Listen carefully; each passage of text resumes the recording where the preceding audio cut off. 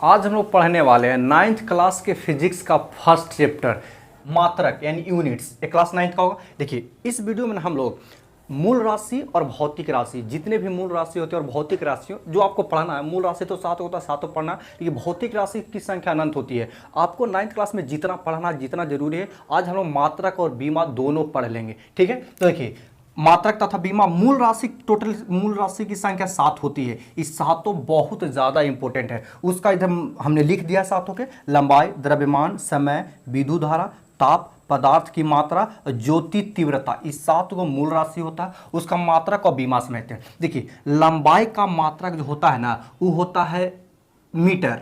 क्या होता है? मीटर। इसको संकेत में हम एम भी लिखते हैं। क्लियर है? अब द्रव्यमान का जो मात्रक होता है वो किलोग्राम होता है। क्या होता है? किलोग्राम। इसको इंग्लिश में संकेत में हम केजी लिखा जाता है। ठीक है। समय का जो मात्रक होता है वो होता है सेकेंड। सेकेंड, इसको सेकेंड में लोग संकेत में एस भी लिखता है और एस ई सी भी लिखता है। कोई दिक्कत, आप दोनों यूज कीजिएगा। विद्युत धारा का मात्रक होता है एम्पियर। एम्पियर, इसको संकेत में ए एम पी लिखा जाता है। क्लियर? ताप का मात्रक होता है केल्विन। क्या होता है? केल्विन। इसको संकेत में के लिखा जाता है, के से केल्विन। पदार्थ की मात्रा का मात्रक होता है मोल। इसको लिखा जाता है एम ओ एल, मोल। और ज्योति तीव्रता का जो मात्रक होता है कैंडेला होता है। क्या होता है? कैंडेला। इसको इंग्लिश में सीडी लिखा जाता है। ये तो मात्रक की बात हुआ। अब बीमा हम लोग कैसे निकालेंगे? देखिए बीमा बहुत ही सिंपल होता है। जैसे 3 गो राशि अब देख रहे हैं ना आप लोग को ना यार, 9th लेवल तक में ये 3 गो का ही बीमा पढ़ना है। बीमा सबका होता है, तो कोई ज़्यादा टेढ़ होता है जो आज आगे उपयोग है ही नहीं। वो बहुत ज़्यादा इंजीनियरिंग कीजिएगा, पैरामेडिकल कीजिएगा, तो सब इससे पढ़ा जाता है। तो हम तीनों का ही आपको बताएंगे। देखिए लंबाई को इंग्लिश में लेंथ बोलते हैं, और द्रव्यमान को मास बोलते हैं, और समय को टाइम बोलते हैं। तो इंग्लिश का जो पहला अक्षर है ना वही उसकी बीमा होती है। लेंथ एल हो जाएगा लंबाई के, द्रव्यमान के मास होता है तो एम हो जाएगा, और बड़ी ब्रैकेट से इसको दर्शाया जाता है इस तरह से। क्लियर? और समय के होता है टाइम, तो टी इसकी बीमा होती है। जब आप लोग पॉलिटेक्निक की सब तैयारी कीजिएगा तो वहां सब बता जाएगा। बात समझ में आ गया? अब इसी के मदद से हम लोग ना भौतिक राशि जितने हैं, जितना हम लोग को पढ़ना है, करीब 12-13 को आपको पढ़ाएंगे, उसका भी बीमा तीनों के मदद से निकलता है। और इसका मात्रक चाहे बीमा, भौतिक राशि, सबका मूल राशि के मदद से ही निकलता है। 2 गो और है जिसको बोलते हैं समपूरक राशि। क्या बोलते हैं? समपूरक राशि। उसमें 2 गो होता है। एक होता है समतल कोण। समतल कोण, इसका मात्रक जो होता है रेडियन होता है। ये भी आप बात ध्यान में रखिएगा, रेडियन। और दूसरा होता है ठोस कोण। कौन सा कोण होता है? ठोस कोण। इसका जो मात्रक होता है अस्टेरेडियन। क्या होता है? अस्टेरेडियन। अस्टेरेडियन।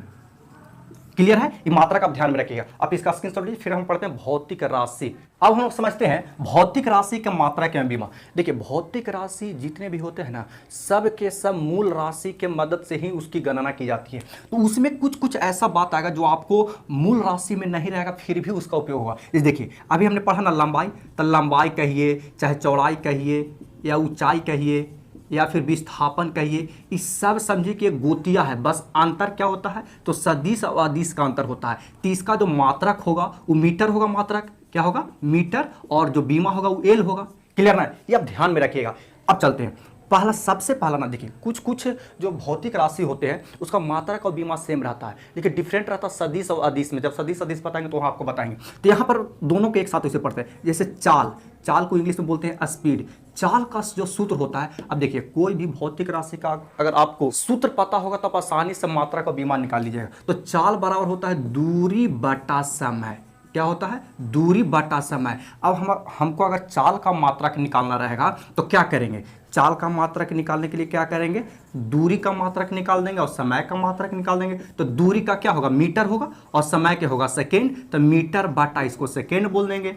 मीटर बटा सेकेंड किसका मात्रक हो गया? चाल का मात्रक। अगर चाल का हमको बीमा निकालने के लिए कहेगा कि भैया बीमा बताइए, तो कोई बात नहीं है, दूरी के बीमा। अरे भाई लंबाई चौड़ाई ऊंचाई तो दूरी होता है लंबाई, तो दूरी का हो जाएगा एल, और समय का होगा टी।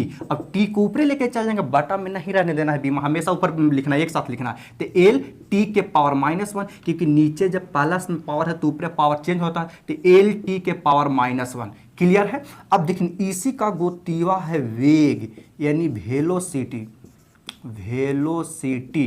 अभी क्या होगा भैया, तो वेग का जो सूत्र होता है विस्थापन बटा समय, क्या होता है, विस्थापन बटा समय होता है। अभी बताए ना आपको कि विस्थापन, लंबाई चौड़ाई ऊंचाई विस्थापन सब एक एक चीज होता है। अब इसका वेग का मात्रक हमको निकालना रहेगा, तो विस्थापन का मात्रक मीटर और समय का मात्रक सेकेंड होता है। देखिए ना, देखिए ध्यान से, यही दोनों का मात्रक सेम है, यानी चाल और वेग का मात्रक सेम होता है। तो ही अगर बीमा आपको निकालने के लिए कह दिया जाए कि वेग का बीमा क्या होगा, तो वही होगा, सेम ही होगा, क्योंकि विस्थापन की बीमा कितना हो जाएगा, एल हो जाएगा, और समय का टी हो जाएगा, ऊपर जाएगा तो एल टी के पावर -1, यानी चाल और वेग का मात्रक और बीमा सेम होता है। अब हम थर्ड समझते हैं त्वरण।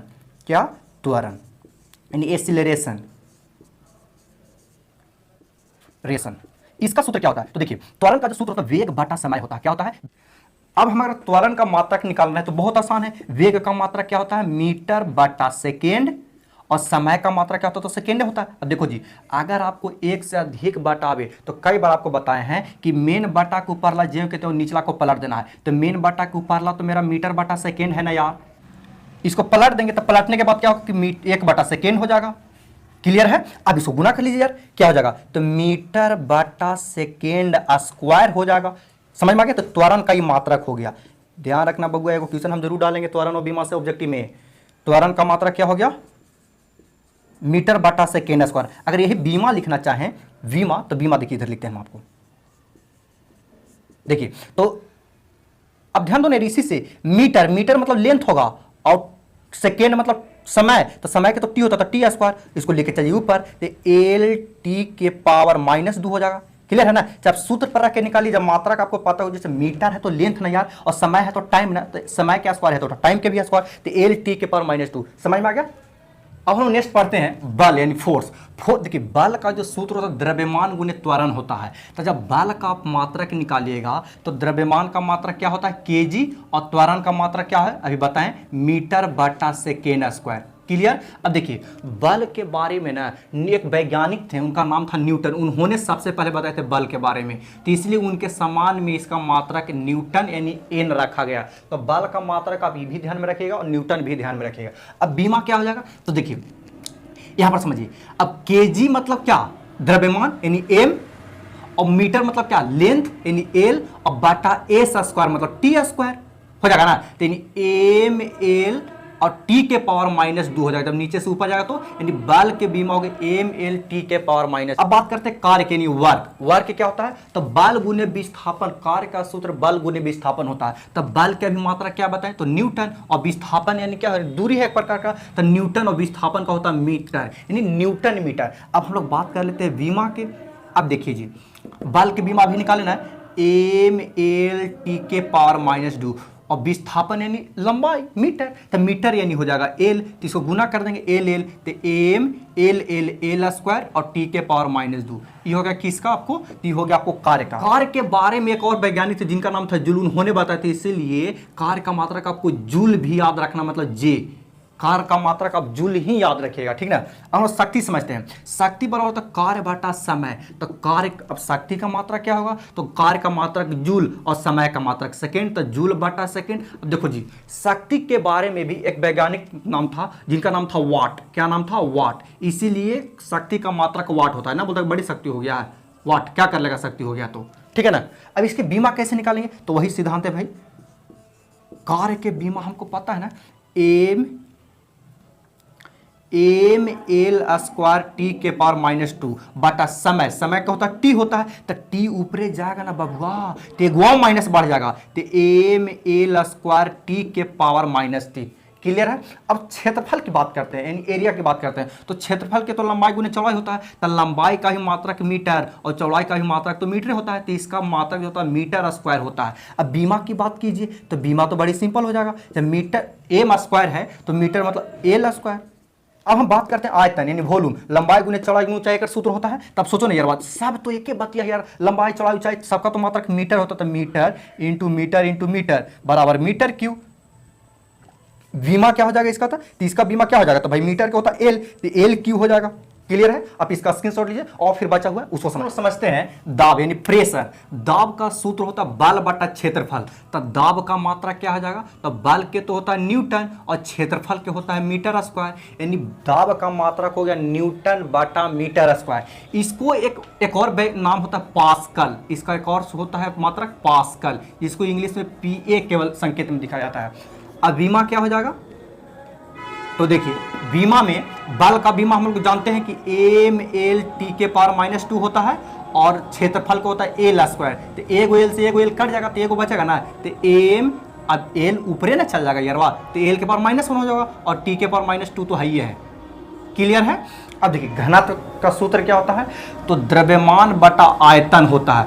अब द्रव्यमान का, अब घनत्व का मात्रक निकालना है तो द्रव्यमान का मात्रक होता है केजी और आयतन का मात्रा होता है मीटर के क्यू होता है। क्लियर है? अब इसका विमा कैसे निकालेंगे? विमा देखिए, तो द्रव्यमान का मात्रक होता है एम और आयतन के मात्रक होता है एल के पावर 3, तो एम एल के पावर -3 हो जाएगा। लेकिन आपको गड़बड़ाने के लिए ना देखिएगा ध्यान से, जैसे होता है एल के पावर -3 और टी के पावर 0 भी तो लिख सकता है, क्योंकि केकरो पावर 0 का मान 1 होता है, तो तीनों लिखल रहेगा।